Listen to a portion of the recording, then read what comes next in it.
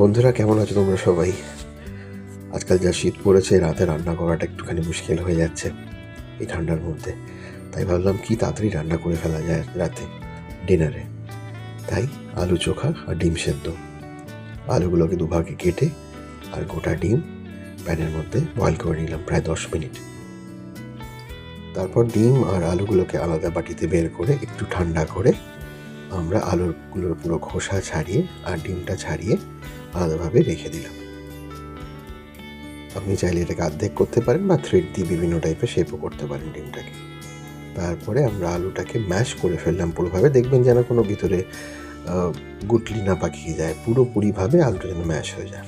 তারপরে একটা পেঁয়াজ কুচি করে কেটে আর কাঁচা লঙ্কা দিয়ে আমরা সর্ষের তেল দিয়ে ওটাকে ভাজা শুরু করলাম।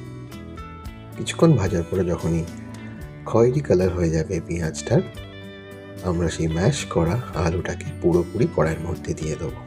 তারপরে 7-8 মিনিট হালকা আঁচে এটাকে ভাজবো। ইচ্ছা অনুসারে আপনারা নুন দিয়ে দেবেন, স্বাদ অনুসারে। তারপরে পুরোটাকে কড়াইয়ের মধ্যে মেখে সুন্দর একটা মসৃণ আলু মাখা তৈরি। নামিয়ে হাতে রোল করে সার্ভ উইথ ডিম সেদ্ধ। দারুণ ডিনারটা ট্রাই করবেন।